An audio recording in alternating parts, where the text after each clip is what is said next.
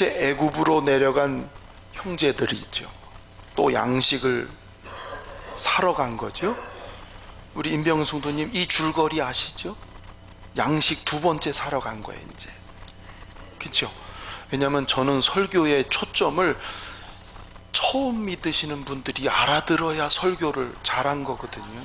오래 믿으신 분들은 이 얘기 다 알아요. 그래서 처음 나오신 분들이 이해가 되게, 그래야 저는 하나님한테 잘했다 그랬어요. 그래서 두 번째 애굽으로 양식을 사러 간 거예요. 요셉의 형제들이. 그러니까 두 번째 만난 거지요.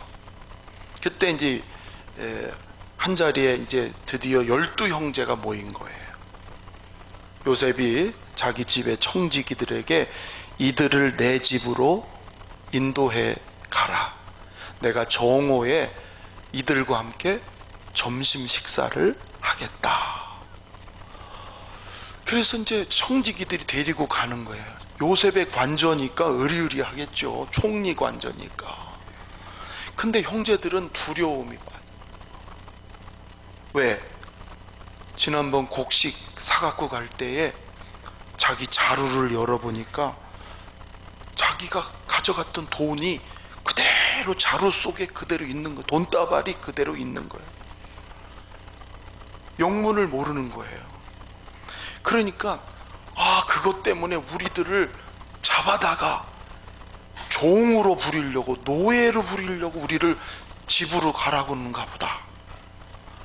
만감이 가득한 불안감으로 지금 가고 있는 거예요. 그래서 죄를 지면 그래서 사람이 불안한 거지요. 그리고서 청지기들에게 뭐라 그러냐, 자초지정을 쭉 얘기하는 거예요. 우리가 그때 곡식을 사러 왔다가 다 냈는데 이제 집으로 가다가 보니까, 여관에서 보니까 아니 돈이 또 들어있어. 그래서 우리가 그 돈을 지금 또 가져오고 곡식 살 돈을 지금 또 가져왔다. 우리는 절대 모르는 일입니다. 결백합니다. 이 얘기를 하는 거예요. 근데 요셉의 청지기들이 그 말을 다 듣고는 23절에 이렇게 말을 해요. 23절 읽어볼까요? 그가 이르되 너희는 안심하라, 두려워하지 말라. 너희 하나님, 너희 아버지의 하나님이 재물을 너희 자리에 넣어 너희에게 주신 것이니라. 너희 돈은 내가 이미 받았느니라 하고 시므온을 그들에게로 이끌어내고, 아무 책망이 아니고 안심하라, 두려워하지 마라. 너희 하나님, 너희 아버지의 하나님이 너희 자루에 돈을 넣어준 거다. 이야, 그들을 안심시키는 거죠. 청지기들, 요셉의 청지기들은 아마도 이들이 요셉의 형제라는 것은 이미 알고 있으니까 너희 하나님, 너희 아버지 하나님 이런 얘기를 하는 거지요. 그들은, 이 청지기들은 요셉이 하나님을 믿는다는 걸 이미 알고 있어요. 왜? 요셉이 총리가 될 때에 그가 자기는 하나님을 믿는다는 얘기를 이미 했거든요. 그리고 꿈 얘기를 했거든요. 그래서 총리가 됐잖아요. 그러니까 요셉이 하나님을 믿는다는 것도 알고 하나님의 지혜를 가지고, 그리고 꿈도 해석하고 산다는 것을 청지기들도 다 아는 거예요. 그 하나님을 믿는 요셉 때문에 흉년의 위기가 닥쳤지만 넘겼어요. 이겼어요.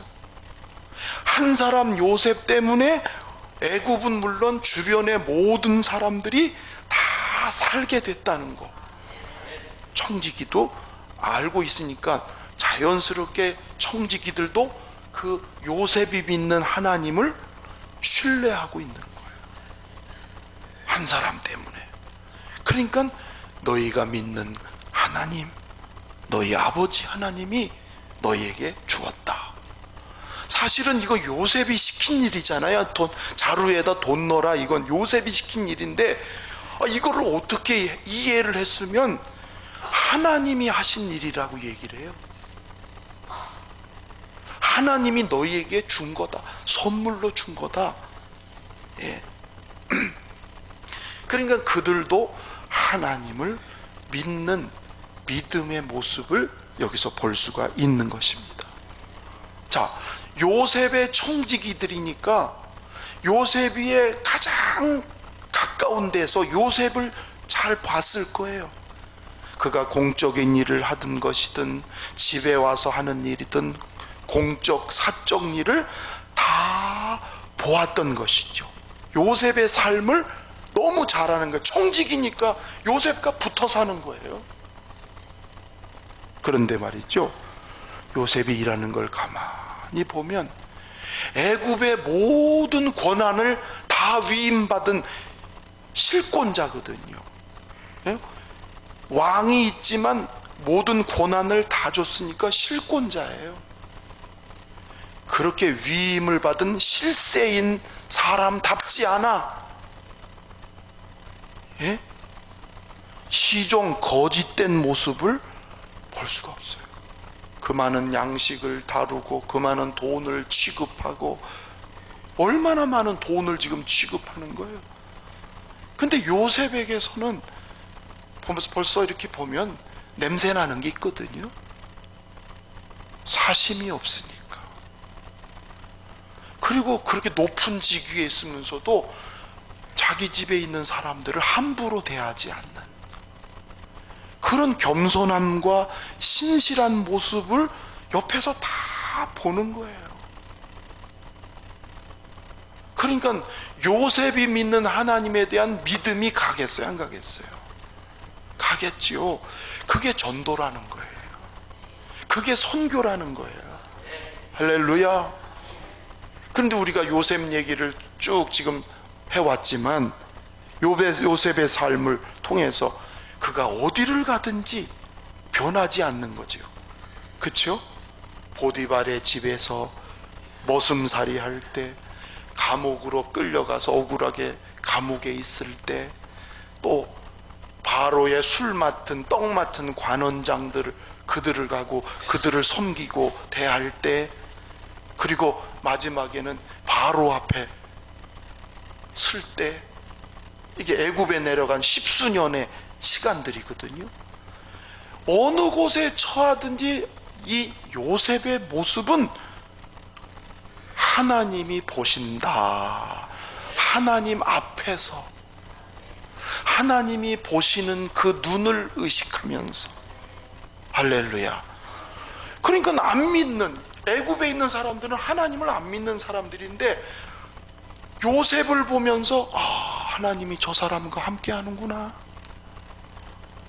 뭘 맡겨놓으면 얼마나 성실하게도 하지만 좋은 열매를 자꾸 맺어. 보디발의 집에 가서도 그가 농사를 짓든 뭐라든 항상 결과물도 좋게 하고, 그리고 사람 보는 안 보는 데서도 그는 진실하게. 그러니까 자기 집에 그 모든 살림을 네가 다 맡아라. 열쇠 꾸러미를 맡겨주는 거. 감옥에 가서도 열쇠 꾸러미를 맡기고, 그러더니 총리까지 된 거잖아요. 할렐루야.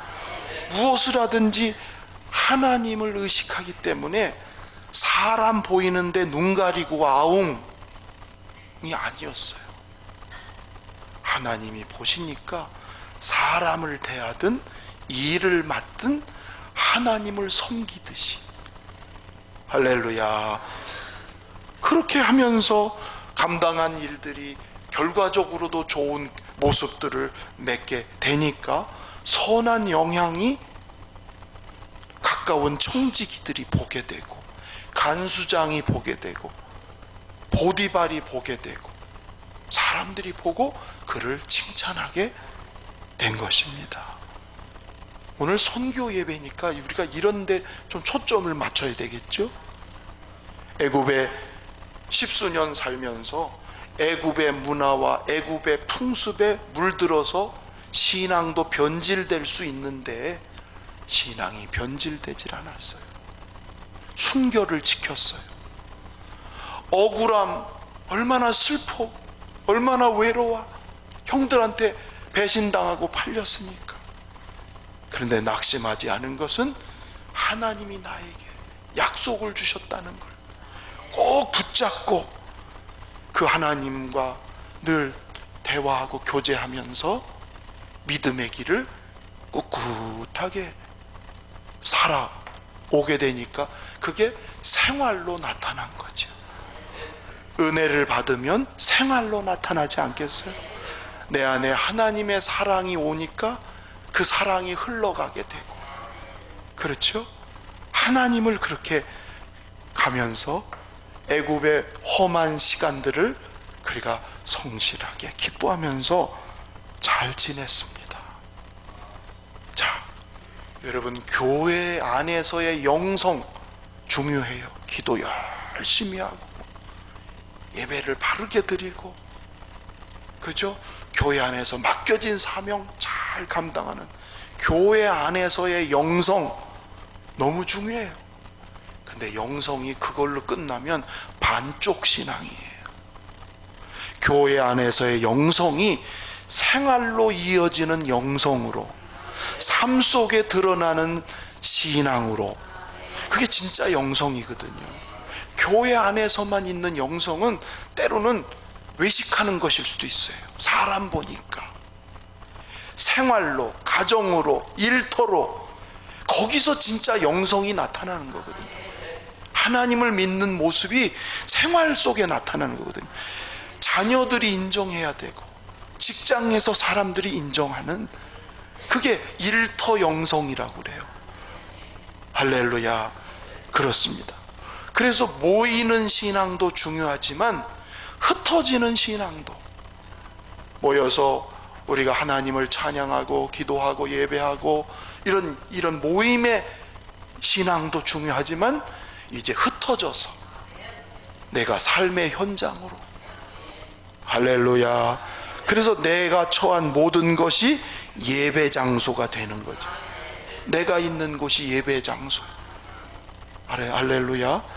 옆에 분 축복합시다. 내가 있는 그곳이 예배 장소입니다. 그렇습니다. 내가 사는 거기에 하나님이 임재하시는, 할렐루야.